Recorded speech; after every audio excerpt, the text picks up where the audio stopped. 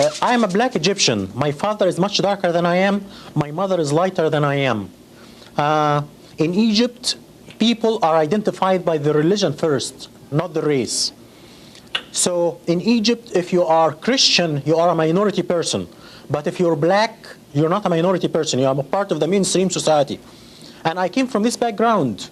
And in Egypt, you identify as Arab and as Muslim. And in this country, when I first came, I identified myself as Arab American and Muslim first. And gradually, I became to identify myself as black. I came to the US in 1978. And I became US citizen in 1985. When I became a US resident, I was told by the Immigration and Naturalization that I am white. And I told them that I'm black, and they said, no, in this country, you are white. All Arabs in this country, all Arab immigrants are white. I didn't pay much attention in the beginning to this, because in the Arab world, we identify with our ethnicity first as Arabs, and then with the race second as black or white or whatever.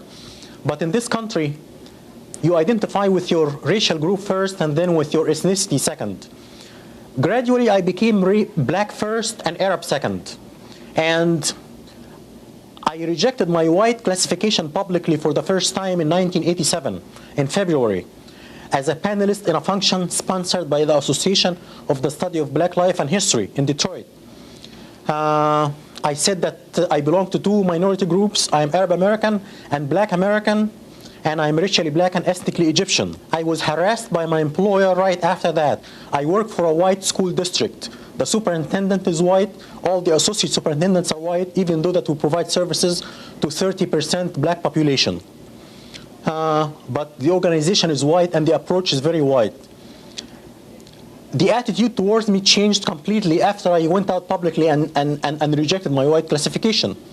One coworker came to me and told me, a white coworker came to me and told me right after the function that he met with the superintendent, and if I don't keep my mouth shut, my educational career is over. He said, you have nothing to do with these people. You have a history and a culture.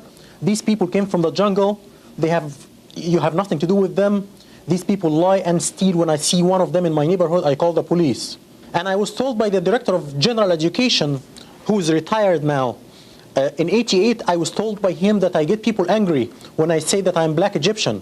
If I just say that I'm Egyptian, I would get along. I have to add that I was denied promotion twice because I chose black classification. This is part of my 2 lawsuits against my employer, which are currently pending, 2 lawsuits.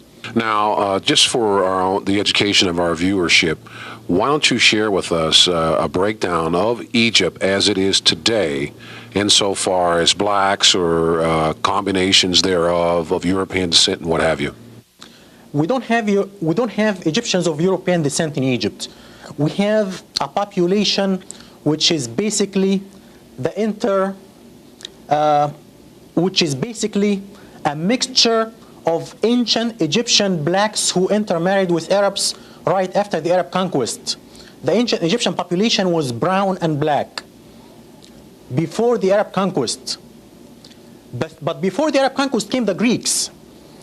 It was the ancient Egyptian population was in Egypt for thousands of years. The ancient Egyptian population was brown and black. And the Greeks came in 300 BC. And they started to intermarry with the local population. And then the Romans came and ruled from 70 BC until they were conquered by the Arabs and kicked out by the Arabs in the 7th century. And these people intermarried with the Egyptian Copts. And they made the pigmentation of the Egyptians, the Copts, much lighter because of this intermarriage with Europeans. Now, you're an educator, okay? Now, how do you deal with situations when you practice your profession insofar as dealing with the mythology or the misconceptions about Egypt being a white civilization? How do you deal with that? This is a big problem because Egypt, the ancient Egyptian civilization was a black civilization, and ancient Egyptians were black according to the Greek scholars and the Roman scholars. Ancient Egypt became white only in the 19th century and in the 20th century. And the scholar who is responsible for this is Seligman. the noted anthropologist from England, Seligman.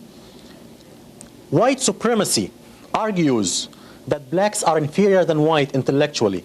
They are subhuman and they are incapable of building a civilization. White supremacy had one dilemma until Seligman came. The dilemma was ancient Egypt was black according to the Greek and the Roman scholars. 10 of them said that, including Aristotle and Plato. 10 of them said that in writing.